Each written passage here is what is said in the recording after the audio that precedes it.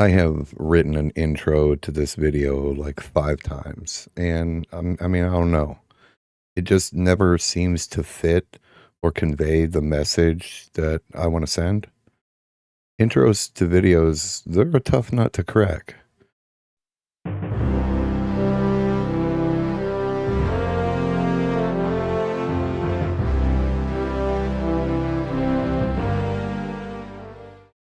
I played Everquest back in 1999. Back then, I had so many characters. I mean, I was 15 years old, and Everquest was the coolest game I had ever seen. All the races and classes, I wanted to play everything. I couldn't decide what hero I wanted to be, so naturally I ended up with a ton of alts, none of which were very high level. I ended up settling on a bard. I had named him D-Mad Hatter. Look, I was 15 years old, okay? But I fell in love with all the buffs and the challenges of twisting songs and instruments and playing a major support role in groups. Mezzing, mana ticking the casters, and playing Master Looter felt like a big responsibility. I loved swarm kiting. It just felt awesome to be this skinny little wood elven bard that all these big bad enemies couldn't catch or kill. But then the Iksar arrived, and all my friends made a lizard man. So I tried a monk, and it was pretty cool. But it just wasn't the same. So I went back to my bard. And then the moon kitties arrived, and again, everyone went on to try one out. So I made one too. I named him Morris, and it was spelled funny because, somebody else had beaten me to the name. But I was a warrior, sword and board, and, occasionally a two-hander, standing at the forefront of conflict, keeping my friends safe. Well, that's when I could keep aggro off of everybody, that is. I remember tanking being way more difficult than today's MMO tactics of, smash the occasional taunt button. It was tough, but much like the Bard, it was rewarding. Now, I didn't realize this back then, but my lure to EverQuest wasn't just playing a badass fantasy hero. I mean, I do love that part, but it was the community and group dynamic that was so addicting. That and, levels and gear. I mean, it's always awesome to get an upgrade, right? But I had come to love the social aspect of playing with people in this massive fantasy world. And today I want to try it all again. No, I'm not going to make like 10 alts. What I mean is jump back into EverQuest now at the age of 40 and tackle what I consider one of the foundational pillars of the MMO genre. Take a deeper look into the lore of Norrath and rediscover a game that stole my heart as a kid. Now, I have a membership to EverQuest and have every intention of making a character on a time lock progression server. Be sure to check out my stream series, Astray and EverQuest. But all of that is for the future. I want to relive the journey, to play what I consider a turning point in the MMORPG genre. EverQuest in its current form has been modernized to compete with the competition. That's understandable. Offering experience for walking short distances, talking to NPCs, and leveling quickly, and a roadmap of quests and new content. Not to mention a tutorial that awards equipment that is better than most of the gear found in EverQuest Classic. I have nothing against the modern version of EQ, but as I said, I want the old school journey first. That nostalgic dopamine hit with all the difficulty and struggle along the way. Project 1999 is the closest thing we have to that experience. I was led to this discovery by a comment after streaming EverQuest. Real quick, I would like to say thank you. Now, the steps to installing and updating can be considered by some to be bothersome, but I'm going to link the video that I used to get you guys going if you are also interested in playing EverQuest Project 1999. When booting up P99, you are asked what server you would like to play on. Pick green unless by the time you're seeing this there is a newer, greener server that is available. And let's dive into character creation.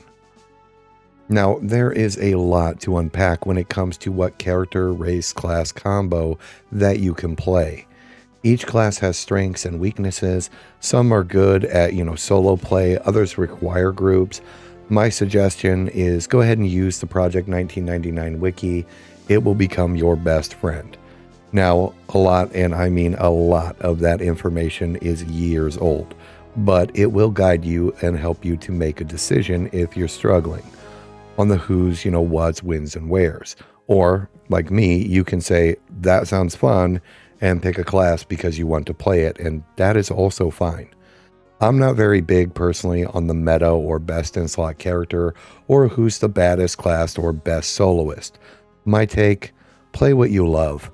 When confronted as to why you made what you made, a simple because I like it is as good a reason as any as far as I'm concerned. Now, I always played as a good guy back in the day, except for my small escapade as an Iksar monk. This time around, I want to play as a bad guy. And there are some really good choices for who is evil. But I wanted to be the evil of evil, not the Diet Coke of evil. So that means the Iksar. And we'll get into their history and lore as I progress. Just know that they are hated by every other NPC race. I also wanted to play a melee class, so that means monk or shadow knight. I remember becoming bored with the monk. Now, to be fair, I only made it to like level 5 back then. So that is a terrible assessment of the monk class as a whole. They are badass. But I wanted to be a shadow knight. Are they good at soloing? I don't care. Can they tank? I don't care. A scale armored dark knight with natural regeneration and armor class that can eventually use necromancy? Hell yeah, brother. This is Rekit. I am Rekit Rogue, and welcome to Project Shadow Knight.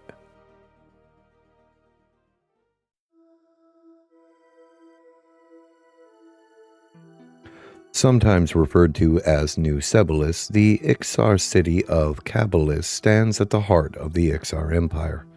This city remains in a state of regrowth.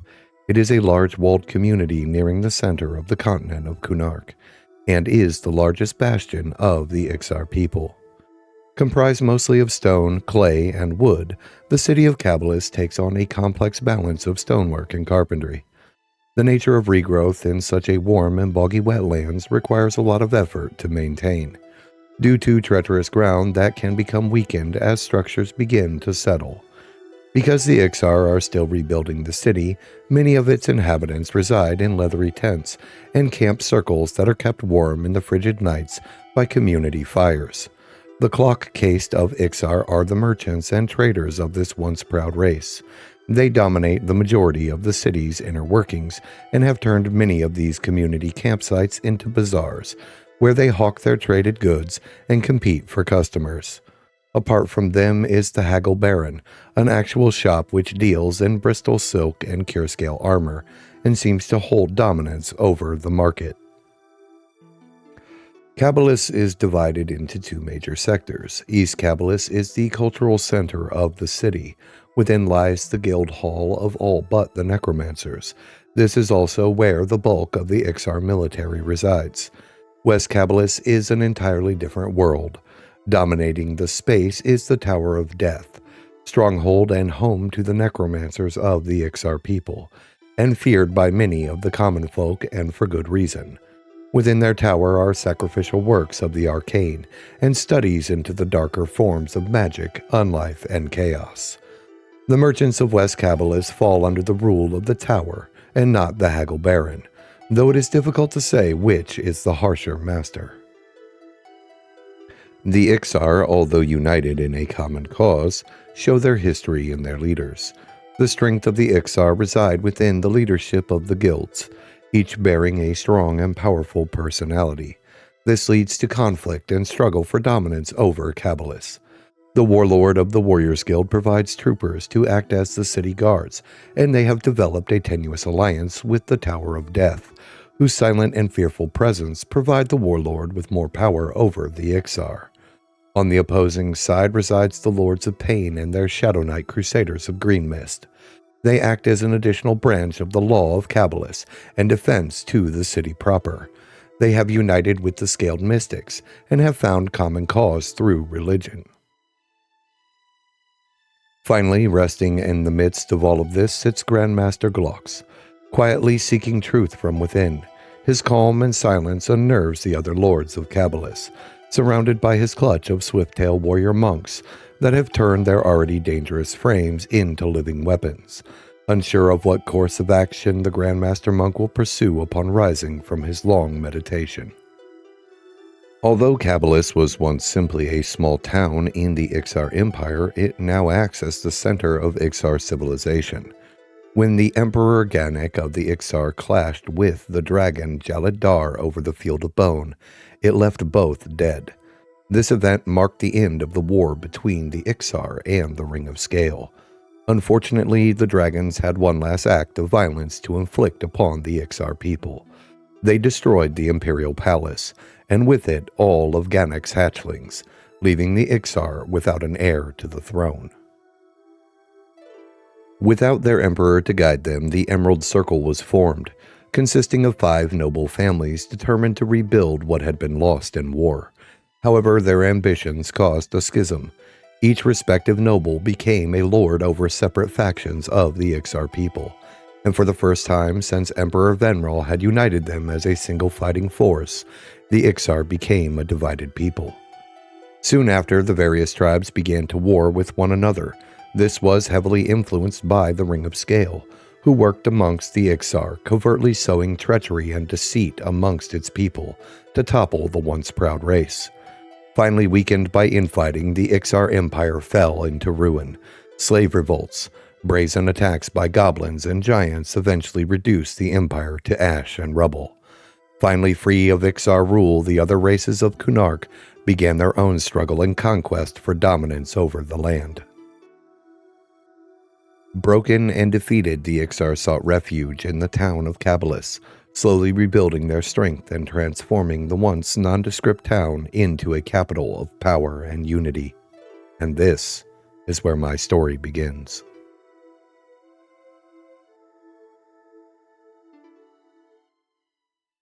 The low-level experience in classic Everquest is, I want to say, the trial period for a player.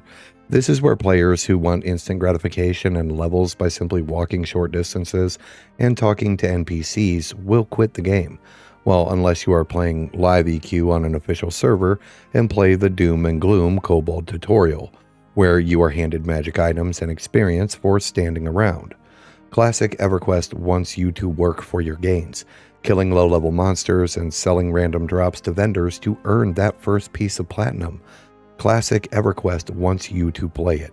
It wants you to explore its dangers and conquer its monsters, to kill, sell, and kill again. Most starting zones are pretty safe as far as what's available to fight, and the gameplay at this level and, well, in Everquest can be considered very repetitive. You kill, and when your resources start to get low, you sit to regain both hit points and mana. I would argue that sitting is a core mechanic in Everquest. Take a look at any video about EQ, and you're going to see every spellcaster sitting while the puller is off hunting down the next victim. They're sitting to regain precious mana for heals, charms, dots, rots, and buffs. Also, they can stand up, blast down the critter punching the tank in the face, only to sit again as soon as whatever baddie has been dispatched. All for the most elusive resource in Everquest: experience. At level 1, I'm fed on a diet of scale wolf pups, scorpions, and the occasional decaying skeleton. To determine the level of any given critter is called conning them. This is done by either right-clicking them or having them targeted and pressing the C key. A message will pop up in chat to inform you if the thing you are looking at is hostile or friendly, as well as give you an idea of whether or not it will send you back to the respawn point. Gray means you outlevel the creature and will spank his little diaper baby ass with ease. Green means that he may get in a lucky hit or two, but you're still going to walk the dog with him. Blue is typically a safe bet at lower level, but can be misleading once you start to get higher level, or you're playing a class that isn't good at being alone. Yellows can be beaten by classes that have strong solo capabilities, or by characters that have been twinked by their higher level mains, meaning that their higher level character gave them gear. Red is death. If an enemy is scowling at you, ready to attack, and the message is red, Find somewhere else to be, or they will send you back to the respawn real fucking fast. I am not a twink, and Project 1999 doesn't have Defiant Gear or the Kobold tutorial extravaganza, so I grind out the Field of Bone, and it's a bargain variety of newbie monsters. At first, I looted everything to gather those precious few copper pieces, and before long, I was level 2. This is the easiest level you will achieve in EQ. Everquest is a ladder game with upwards progression. I know that sounds dumb to say out loud, but the drive to hear that tried and true ding noise is a dopamine rush, sending all the feel-goods to my monkey brain. You see, Everquest players are a simple breed in a complex fantasy universe. Similar to RuneScape, numbers go up, brain goes burr. This is a Neanderthal level of explanation for how levels and progression works in Everquest, but at its core, it's kinda true. During my hunting of the Field of Bone, I came across a quest item in the form of a cure scale hide. They are dropped by wolf puppers and can be placed into a quest bag, offered by the Haggle Baron's proprietor. Placing 8 hides into a bag allows me to combine them, and then return the bag to the shopkeeper, and he rewards me with a random piece of cure scale armor. This appears to be common practice for the low-level Iksar, as many other young and budding lizards were also on the hunt for scaly puppies to murder for their supple hides. I need to back up a bit and talk about my first few minutes in the Field of Bone. As I exited the city of Cabilis, I witnessed a fellow Iksar by the name of Gurko fleeing from one such scaly dog. Only this one was not a pup, it was a cub. I know that sounds similar, but at level 1, it is the difference between life and death. I tried to help by taunting the dog. This is the very first time I had taunted anything in the game, so naturally I sucked at it, because my character has the fighting skills and insult capabilities of a toddler at this point. But Gurko managed to outleg the scaly beast and make it close enough for one of the town's guard to interfere and put an end to the vicious little mongrel. As I turned to leave feeling like an idiot, Gurko said, "Thanks," and I shared a friendly moment with a stranger. I asked if he wanted to team up, and he said that he couldn't at the moment, but would look me up later. I figured he was just being polite and had no interest in grouping, so I bid him farewell. Don't worry, Gurko has another part to play as my journey unfolds. For now, back to Everquest and its mechanics. By now, I'm sure that you have noticed that in my main chat, the text proclaims in blue that I have no fucking clue where I'm going. This is because in Project 1999, or Classic Everquest, there is no map, no glowy path to follow from one quest to the next, and you are forced to either use your brain and remember where things are, or look at ancient maps written by the sage nerds of the early 2000s on the Project 1999 Wiki. I would recommend putting both at your disposal. Instead, every character in Everquest comes equipped with the sense heading skill that you must push 100 million times before your character knows what direction he or she may be facing. I unraveled this riddle by binding the sense heading key to my A button. That is also tied to my movement, so every time I adjusted my hero to the left even slightly, I will attempt to discern what direction I am facing, saving my mouse some umpteen shitloads of clicks. I highly recommend doing this. It will turn a bothersome task into just playing the game, with a blue message you can ignore until it becomes relevant or is needed. This is also why you see me swaying back and forth while I go anywhere. Not only do I appear to have some junk in the trunk as I waddle from place to place, but it levels my skill all the faster. Needless to say, by level 7, I had already reached 200 in sense heading. But let's not get ahead of ourselves. You see, I became addicted to killing scaled puppies. This addiction led to level 3, and then I was back after it. Dead puppies. And skeletons. I'm not a monster. I started to become overconfident in my ability to fight the creatures of this area, and may have pulled more than I could handle. You see, Everquest is a sneaky little bitch. Many monsters share the same appearance as their weaker counterparts. For example, the decaying skeleton. They appear as skeletal Iksar, but so does the militia skeleton. The difference? The militia skeleton is a low-level assassin, meaning he will beat the bricks off a level 2 or 3 before they can realize that they have misjudged their foe, and he has a tendency to mingle amongst his decaying bony friends. Thankfully, even after 25 years, my barred muscle memory of how to kite was still in there somewhere deep in the back of my monkey brain. By right-clicking the screen and locking the camera behind my character, I can strafe run by holding down the W and A key or D key at the same time, and for some strange design magic, this makes a character run just a little bit faster, and if luck is on your side, faster than the evil thing chasing you. So I led my first newbie train of Scaled Wolves and the Militia Skeleton to the gates of Cabilis, and thankfully the ever-watchful guards were there to mop up my screw-up. After that, I decided to stick to my weight class and take on enemies one at a time.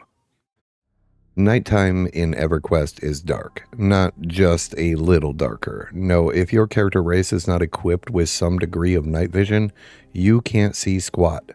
The Iksar have a degree of night vision, I think, but I still felt that purchasing a large lantern was worth it, especially for recording purposes. Unfortunately, I was forced to hold it in my offhand, meaning no shield come nighttime, but I managed. This vicious cycle of killing skeletons and wolf pups had afforded me a few pieces of armor, and my stack of bone chips was growing larger and larger. Gurko had also reached out to me and asked how I was enjoying the game, because I had mentioned during our first talk that I was brand new to P99, and today was actually my first day of playing. I also expressed that I was doing the Cure Scale Armor quest, and he said he was doing the same. This was why grouping at such a low level was suboptimal. Sure, if we grouped, we could kill faster, but we would have to share the hides, and he agreed, and told me that around the levels of 5 and higher is a better level range to begin hunting for a group. Pay it forward is a saying that I remember from playing back in the day. Basically, if you can afford to help someone, do it. Everquest at its foundation is a community-based game that not only encourages group play, but in many places in the game requires it. This doesn't mean run from zone to zone, throwing platinum and goods to every character that's lower level than you. I mean, if that's your thing, go bananas. But something as simple as casting buffs on a lower level character can change the battlefield for that low level hero, and it only costs mana and a quick sit to replenish. EQ is not bursting at the seams with people, so the players you meet and interact with will remember you. So be nice, and they will more often than not reciprocate that kindness. Play like a greedy asshole, and they will remember that as well. And before you know it, you may find yourself soloing in a game that isn't known for being very solo-friendly. I subscribe to this MMORPG mindset, if you will. By this, I mean I tend to be friendly to everyone that I meet and try to help others if I can. I think this makes for a stronger game community.